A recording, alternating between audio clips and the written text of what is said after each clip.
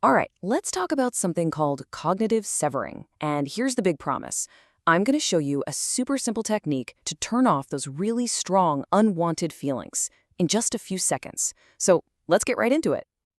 You know what I'm talking about, right? That sudden wave of anger or that spike of anxiety, a cloud of sadness that just takes over your whole day. It literally feels like you've been hijacked and you're not in the driver's seat anymore. Well, here's a totally different way to look at it. Those feelings, they aren't actually you. Think of them like messages from your brain. And you know what? A lot of the time, they're just emotional spam. You didn't ask for them, you don't want them, and they are absolutely ready for the trash. So let's dig into this first big idea, your brain's emotional spam. Seriously, think about it. That lurch of worry you get from a vague text, that's a spam message. That flash of rage when someone cuts you off in traffic, total spam. They just pop up without your permission, exactly like junk mail flooding your inbox. And this right here leads us to the most important part of this whole explainer. This is the idea that's going to change everything for you. You are not the message. You are not the spam. You are the one who gets to look at it and decide, yeah, I'm going to delete that. And this is really the heart of it all. Look, on one side, you've got you, the real you, the one who's in control.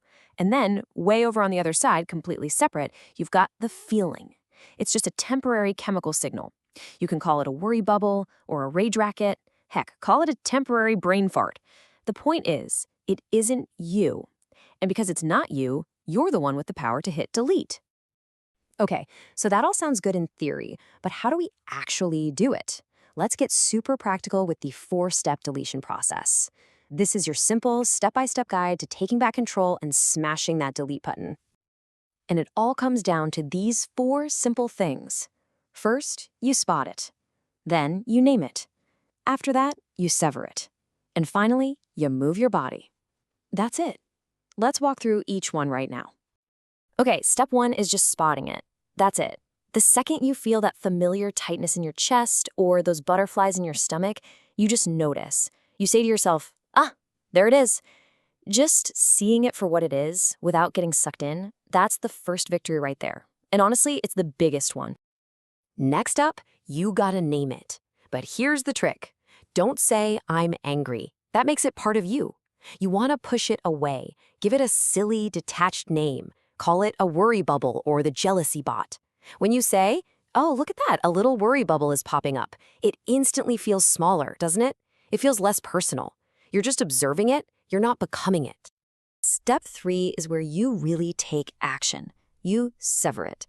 You treat that feeling exactly like a spam message you never signed up for.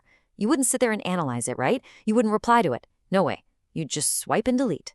So you do the same thing here. You just say, nope, not my message, delete. You can even picture yourself dragging it into a little trash can icon in your mind. And finally, step 4. This is how you lock it out. You move your body.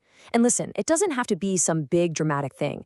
A simple shrug of your shoulders, a hard, deliberate blink, or just one slow exhale.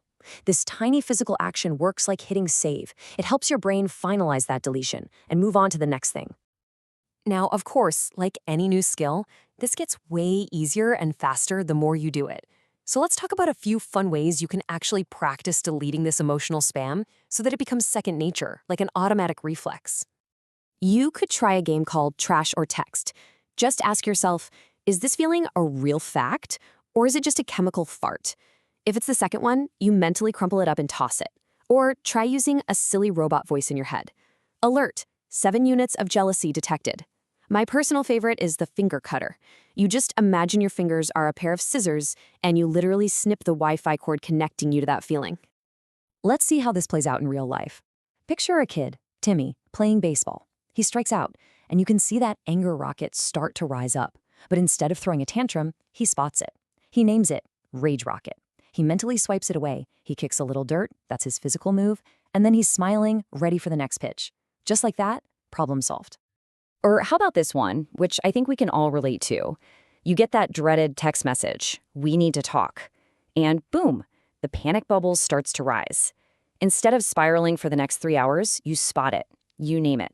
Chemical spam. You give your shoulders a little shrug, take one deep breath, and you move on with your day. You've just deleted hours of potential worry. So this all sounds really great, but I get it. It might feel a little too simple, right? Why does this actually work so well and so incredibly fast?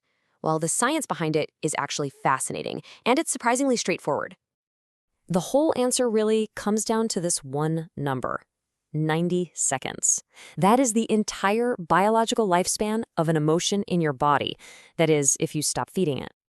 I want you to think of feelings as little juice packets. When something triggers you, your brain squeezes out hormones like adrenaline or cortisol, and that creates a physical feeling in your body. This whole technique is about just watching that feeling instead of drinking it and fueling it with more thoughts. If you just observe it without getting involved, that chemical reaction runs its course and completely disappears from your bloodstream in about, you guessed it, 90 seconds. That's its natural built-in expiration date.